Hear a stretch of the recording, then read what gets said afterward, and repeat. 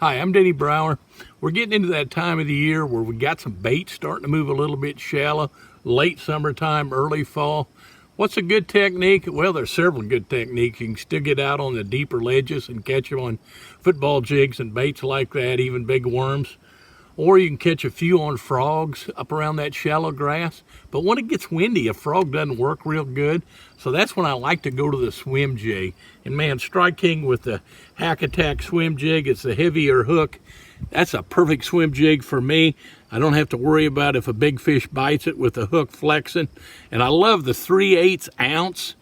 But a question a lot of anglers have is, what do you use for a trailer? And this is what I really like, is the Rage Bug trailer. And of course, I'm trying to make it look like a shad right now, so I'm doing a shad colored skirt and a white trailer. If I was wanting it to look like a bluegill, I'd use a bluegill type of setup, probably with a green pumpkin Rage Bug behind it. But the neat thing about the Hack Attack swim jig, it's got that little keeper right there. So when I thread this Rage Bug on, take it right to there, pop the hook out, slide it up in there. That little keeper keeps my plastic from sliding down. Get it perfectly straight, just like that. And there's the perfect little weapon for throwing up in that shallow water. And how do you fish it? Well, I'm going to go out and fish in a little bit. I'm going to get out there in the wind on some of them windy points, and maybe we can catch a fish or two to show you. But you basically, if you fish a spinnerbait, you can fish a swim jig. Throw it out there and you can reel it in. Just, mess with your speed a little bit. And when you come by objects, don't be afraid to do something erratic with it to try to trigger a strike.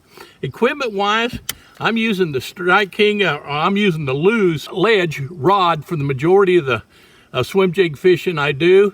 And I'm using the Lew's Hyper Mag reel in a high speed so that I can, keep that bait up, and especially when I'm going over them clumps of grass and that. Fishing it with 20-pound Seaguar Tatsu line, and you're set to go. Let's go out there and see if maybe we can catch one on it.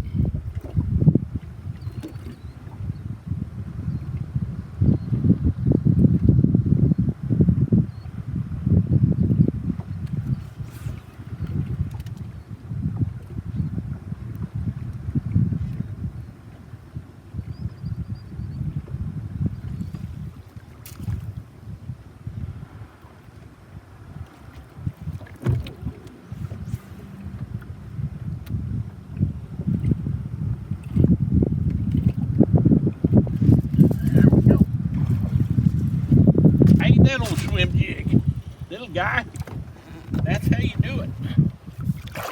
Come here. Not a bad little bite. Not a bad little bite at all.